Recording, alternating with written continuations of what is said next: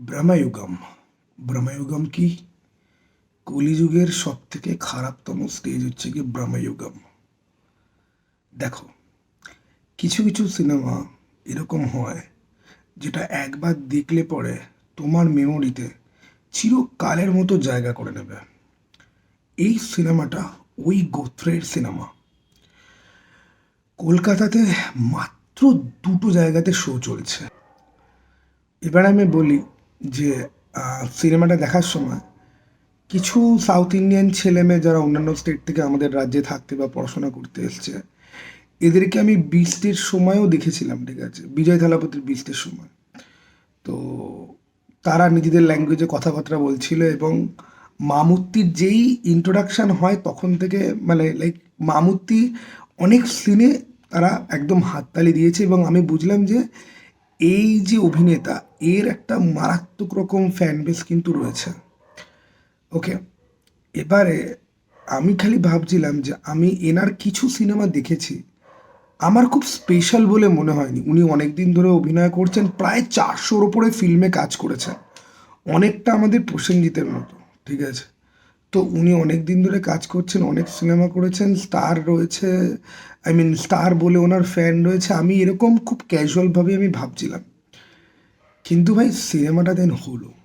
দেখো, আমি ব্রহ্মযুগমের যখন টিজার আর ট্রেলার যখন দেখেছি, ট্রেলারের লাস্টে একটা শট আছে যে ও হাসতে হাসতে হাত তুলছে আর ক্যামেরাটা শেক করছে, সিনটা না পুরো একদম হচ্ছে শেক। আমি না গোটা সিনেমাতে ওই সিনটার জন্য আমি ওয়েট করছিলাম।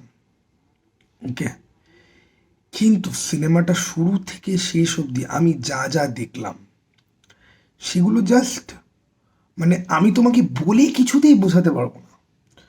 ইট ইজ অপার্থিব, ঠিক আছে। কিছু জিনিস হয় না যে যেগুলো দেখলে পরে তুমি সত্যিই জানো না যে এটাকে আমি ডিসক্রাইব করবো কী করে। এখন টুম্বারের সাথে অনেক রকম কম্প্যারিজন, অনেকেই আমি দেখছিলাম যে টুম্বারকে একটা প্যারামিটার সেট করে নিয়ে বলছে যে এটা টুম্বারের মতো, টুম্বারের থেকে ভালো, টুম্বারের থেকে কম ভালো। এই সিনেমাটা হচ্ছে কি একটা টেক্সট বুক, এটা একটা খাতা যে সিনেমা কীরকম হওয়া উচিত সেটার ব্যাপারে। এবং এই এটা যেই ধরনের সিনেমা, যেই ঘরানার সিনেমা, সেটা হচ্ছে কি ক্লাসিক ঘরানার সিনেমা। এই সিনেমা দেখে দর্শক উত্তেজনাতে হলে চিৎকার চেঁচামেচি অবশ্যই করবে না, দর্শক অ্যাকচুয়ালি অবশ হয়ে যায় মুগ্ধতায়, লাইক দর্শক একদম পুরো ঢুকে যায়। এটা হচ্ছে কি ওই ধরনের ক্লাসিক ফিল্ম মেকিংয়ের একদম এক্সাম্পল, যেখানে সিনেমাতে প্রত্যেকটা শব্দ থেকে শুরু করে, প্রত্যেকটা ক্যামেরা টিল থেকে শুরু করে, প্রত্যেকটা শট, প্রত্যেকটা শট তোমাকে না একদম ভেতরে টেনে নিয়ে যায়। ফিল্মের যেই দুনিয়াটা অ্যাকচুয়ালি এক্সিস্ট করে না সেখানে তোমাকে পুরো টেনে নিয়ে যায়। এটা এক্স্যাক্টলি ওই রকম একটা এক্সপিরিয়েন্স ছিল ফর মি। তবে এই সিনেমার যে কনসেপ্ট বা যেটা এই সিনেমা বলতে চায় সেটা খুবই ডার্ক এবং সেটা বোধহয় রিভিউয়ের মধ্যে বলা উচিত নয়, ঠিক আছে। কনসেপ্ট আমি প্রত্যেকের রিভিউই দেখছিলাম, সবাই এক্সিকিউশন নিয়ে বেশি কথা বলছে, কনসেপ্ট নিয়ে সবাই যেটা বলছে সেটা আমার ঠিকঠাক পছন্দও না, কেউ বোধহয় অতটা গুছিয়ে বলতে পারছে না, সবাই না শখের মধ্যে রয়েছে। এবং এই সিনেমাটা তুমি যখনই দেখবে না তখনই এই সিনেমাটা তোমাকে একটা শখ দেবে। ওকে, এই সিনেমাটার মধ্যে একটা সম্মোহনী ক্ষমতা রয়েছে। এবং মামুত্তি, ভাই আমি আজকে বুঝলাম যে লোকটা কিন্তু, এই মানুষটি কিন্তু এই সিনেমাতে antagonist. Okay, he is the antagonist, but kind of সিনেমাটা তাকে নিয়েই, সে এই সিনেমার কনসেপ্ট, গল্প সমস্ত কিছু তাকে ঘিরেই, ঠিক আছে। সে মুখ্য, যদিও অ্যাকচুয়ালি সেটা নয়, প্রোটাগনিস্ট একজন আছে, কিন্তু সে এর সামনে পুরোপুরি ফিকে পড়ে যায়। ওকে, এবং ভাই আমাদের বাংলাতে এক্স্যাক্টলি আমি বলবো না, কিন্তু ঠিক এই ধরনের একটা মাইন্ড বেন্ডিং সিনেমা তৈরি হয়েছিল যেটা নিয়ে একটুও কথা হয়নি। আমি দেখেছি, ইভেন কি আমিও বলিনি।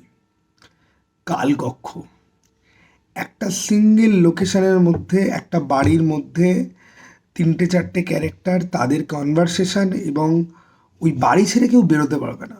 কেন বেরোতে পারবে না, কী বৃত্তান্ত, সেই সমস্ত কিছু নিয়ে। This was something entirely else. আর এই সিনেমার আবহ সঙ্গীত যে বানিয়েছে, আবহ সঙ্গীত আমি বলবো না, এটার কিন্তু ব্যাকগ্রাউন্ড মিউজিক বলতে আমরা যেটা ভাবি না, যে কোনো একটা ট্র্যাক, মানে ধরো আমি জওয়ান, কেজিএফ, বিক্রমের আমি এক্সাম্পল দিচ্ছি, সিন বাই সিন একটা ট্র্যাক হয় তো, যেটা পরে ইউটিউবে পাওয়া যায়। এটার কিন্তু ওই রকমভাবে তোমার সিকোয়েন্স ওয়াইজ কিন্তু মনে থাকবে না যে এখানে এই মিউজিক হচ্ছে, ওখানে ওই মিউজিক হচ্ছে। পুরো জিনিসটার যে অ্যাম্বিয়েন্স যে ক্রিয়েট করা হয়েছে, সাউন্ড ডিজাইনিং, ভাই ভাই জাস্ট অস্কার লেভেল কাজ হয়েছে এই সিনেমাটা। আমি বলছি this film actually beats Hollywood. Lighthouse যারা দেখেছো, ওকে, রজার ইউবার্টের ফিল্ম যাদের যাদের আছে দেখা, মোটামুটি লাইট হাউস যারা দেখেছো, বা ওই ক্লাসিক্যাল ঘরানার সিনেমা এইটাও, এবং ইজিলি বিট করতে পারে যে কোনো হলিউড কন্টেম্পোরারি ফিল্মকে, ইজিলি বিট করতে পারে, ইজিলি, একদম ইজি পিজি, ঠিক আছে। আর সেট ডিজাইন, আমি এই জিনিসটা নিয়ে খুব একটা বেশি কথা বলি না। মেন সিনেমাটার গল্প হচ্ছে গিয়ে যে একটা লোক পথভ্রষ্ট হয়ে একটা বাড়িতে এসে উঠবে। সেই বাড়িটা একটা পুরনো জমিদার বাড়ি। সে ভেবেছিল যে এখানে অনেক কিছু লোকজন থাকবে, সেরকম কিছু নেই, জাস্ট ভেতরে জাস্ট দুখানা লোক আছে। তাদের সাথে এই তৃতীয় যে যে লোকটা, প্রোটাগনিস্ট, যে সে জড়িয়ে যাবে এদের লাইফের সঙ্গে। সে জড়িয়ে যাবে না, তাকে জড়ানো হবে, সেটা তো পুরো আলাদা ইয়ে। এবং ও ওখান থেকে কি বেঁচে বেরোতে পারবে, এই দুটো লোককে রেখে ও কি বেরিয়ে আসতে পারবে, কি হবে ওর সাথে, সেইটা নিয়ে পুরো গল্পটা। আমি টিজার ট্রেলার যখন দেখেছিলাম তখন আমার মনে হচ্ছিল যে একটা ব্রহ্মদৈত্যর ফাঁদের মধ্যে একটা ইনোসেন্ট লোক হয়তো পড়বে, বা একটা ব্রহ্মদৈত্য হয়তো, এই যে ব্রহ্মদৈত্য কথাটা যে আমি বলছি, দেখো তোমরা ঈশ্বরে মানো কি না আমি সত্যিই জানি না। আমি ঈশ্বর আর শয়তান দুটোতেই আমি মানি। আমার জিনিসটা হচ্ছে কি যে আমি প্রার্থনা করি না, ঠিক আছে। কেন আমি প্রার্থনা করি না, বা কেন আমি মানে আহ্বান করি না ঈশ্বরকে গিয়ে হাত নমস্কার করে মন্দিরে গিয়ে, যদিও আমি পুজো দিই, আমার মায়ের সঙ্গে সঙ্গে আমি যাই সমস্ত জায়গাতে, অনেক বড় বড় মন্দিরে আমি গেছি, কিন্তু আমি কখনো নিজের জন্য কখনো প্রে করি না, বা প্রে করলে পরেও সেটা অন্য কারোর জন্য। তার একটা কারণ আছে। আমি কোনোদিন ভাবিনি যে সেই কারণটা এই সিনেমার মধ্যে এরকমভাবে অ্যাড্রেস করা হবে, কাইন্ড অফ। এবং আমার মতো যারা আছে না, তারা সিনেমাটার ওই পোর্শনের ডায়লগ দেখে ভাববে হোয়াট দ্য ফাক, কি বললো এটা। আমি স্পয়েল করবো না তোমাদের জন্য, বাট সিনেমাতে এরকম একটা কথা আছে যে এই যুগে ভগবান নেই, তাই ভগবানকে তুমি যতই ডাকো না কেন কিছু হবে না। এবং কথাটা কিন্তু খুব সত্য। মানে তুমি একটা এমন লোককে যা ডাকছো, সে নেই, সে চলে গেছে এখান থেকে, ওকে। এবং এটা কিন্তু একটা 1700 সালের গল্প। এবং সিনেমার শেষটা কেন এরকমভাবে, সিনেমার শেষটা আমি পরে এক্সপ্লেন করার চেষ্টা করব। That was beautiful. কবে থেকে অ্যাকচুয়ালি কলিযুগ শুরু হচ্ছে আর ব্রহ্মযুগটা অ্যাকচুয়ালি কী, সেটাকে এমনভাবে এস্টাবলিশ করে না সিনেমার শেষটায়, মানে যারা বুঝতে পেরেছে তাদের তো দুর্দান্ত লাগবে। মুদ্রা কথা হলো, দেখো ভাই, তুমি সিনেফাইল হও কি না হও, this is a life time experience. Possible হলে যে দুটো জায়গাতে সিনেমাটা চলছে গিয়ে দেখে আসো। দেখে এসে আমি সিনেমাটার একটা এক্সপ্ল্যানেটরি, মানে এন্ডিং বা কী দেখাতে চাইলো, বা কী অ্যালিগরি অ্যাকচুয়ালি ছিল, সেটা নিয়ে আমি একটা ভিডিও বানাবো যদি আমি সময় পাই।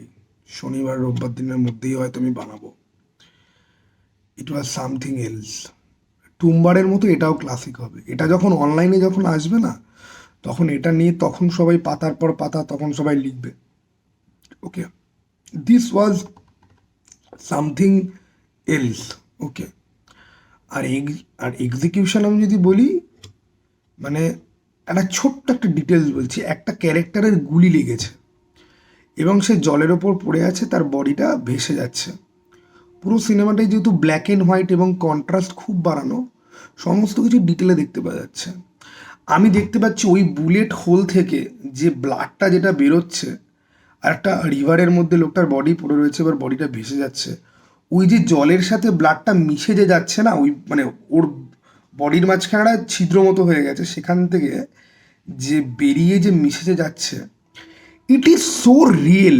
আমি জানি না এই সিনেমাতে প্র্যাকটিক্যাল এফেক্টের কাজ কারা করেছে, যারা করেছে, ঠিক আছে, ইট ইজ সো রিয়েল না, মানে অত ছোট জিনিস, অত মানে কোয়েস্টের স্ক্রিনের কোয়ালিটি খুব ভালো, মানে আর আমি না এরকম জিনিস মুহূর্তের মধ্যে আমি ক্যাচও করিনি। এই যে ভাই, এটা ভিএফএক্স তো নয়, এটা তো প্র্যাকটিক্যাল এফেক্ট দিয়ে করেছে, বাট কীভাবে, ঠিক আছে, ইট ইজ বিউটিফুল, মানে সিনেমাটার মানে ডিটেল আর সেট ডিজাইন ভাই, যেই বাড়িটার মধ্যে এই সমস্ত কিছু চলছে না, সেই বাড়িটার ডিজাইন, মানে তোমাকে তো বাড়িটাই তো তোমাকে অর্ধেক ভয় পাইয়ে রেখে দেবে। ওকে, দেন বাকি অর্ধেক হচ্ছে গিয়ে মিউজিক, ঠিক আছে, সাউন্ড, মিউজিক না, সাউন্ড, সাউন্ড। আর এই সমস্ত কিছুকে আরও 100 গুণ বাড়িয়ে দাও মামুত্তির এক্সপ্রেশন এবং তার পারফরমেন্স, এবং ওর যে দাঁতের মধ্যে যে গ্যাপ রাখা হয়েছে, আর ও যেভাবে হাসে সিনেমাটার মধ্যে, আমি লোকটার মুখ না আগেও বহুবার দেখেছি, বহু ফিল্মে আমি দেখেছি, মানুষটার মুখের মধ্যে না অদ্ভুত একটা, কি বলবো, মানে ভিলেনিক একটা ব্যাপার না আছে। এই যেরকম সাউথে একটা অ্যাক্টার আছে অর্জুন দাস, যাকে আমরা রোলেক্সের সাথে ওই আইকনিক সিনটা আছে সেটা বাদ দিও, অর্জুন দাসকে আমরা কাইথিতে দেখেছি, অর্জুন দাসকে আমরা আমাদের লোকেশ কানাগরাজের ওই বিজয় থালাপতির ফিল্মটা মাস্টার, যেখানে বিজয় সেতুপতি ভিলেন ছিল, সেখানেও দেখেছি। ওই যে অর্জুন দাস ছেলেটা, ওর মুখের মধ্যেও যেরকম একটা ভিলেনিক ব্যাপার আছে, মামুত্তির মুখের মধ্যেও না একটা ভিলেনিক ব্যাপার আছে, ইভেন কি শাহরুখ খানের মুখের মধ্যে না একটা ভিলেনিক একটা দানবী একটা ব্যাপার কিন্তু আছে। ওকে, শাহরুখ খানের আমি প্রচুর ফ্যান আর্ট দেখেছি, ওকে জোকার হিসেবে অনেক লোকে কাজ করতে চায়। তো এই সমস্ত গ্রেট অ্যাক্টাররা যখন নিজেদের ইভিল সাইডটা যখন এক্সপোর্ট যখন করে না সিনেমাতে, it is just a rule worthy thing, ঠিক আছে, ইট ইজ স্কিয়ারি। অ্যান্ড ভাই, সিনেমার সিনেমাটোগ্রাফি বলি বা সেট ডিজাইন তো আমি বলেই দিলাম, সিনেমাটোগ্রাফি ভাই, মানে এই সিনেমাটাকে নিয়ে 1 সপ্তাহ স্টাডি করো, দেন বাইরে বেরিয়ে এসে তুমি একটা ফিল্ম মেকার, ঠিক আছে, দেন বাইরে বেরিয়ে এসে তুমি একটা ফিল্ম মেকার। ওকে, আর বেসিক এডিট জানতে হবে, আর এডিটের বোধ থাকতে হবে যে কোনটার পরে আমি কি দেখাবো, কেন দেখাবো, ডান, you R done for.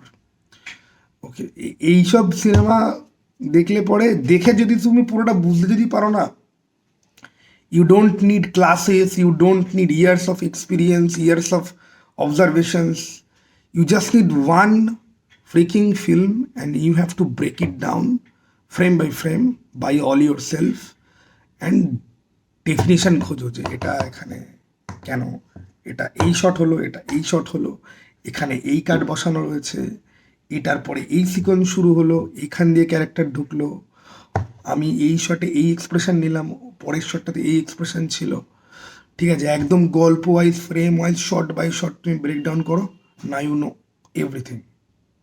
I am not even joking here, okay, I am not even joking, না ইউ নো এভরিথিং। এরকম একটা ফিল্ম তুমি নিজে বসে ব্রেকডাউন যদি করো, ডান, তুমি 70% ফিল্ম মেকার। এবার তুমি বানাও কি তুমি না বানাও, এবার লোকদের লিখবে দাদা তুমি সিনেমা বানাও, লোকজন না ওই 1-2 জন লিখবে দাদা তুমি ফিল্ম। যাই হোক, চলো টাটা, বাই।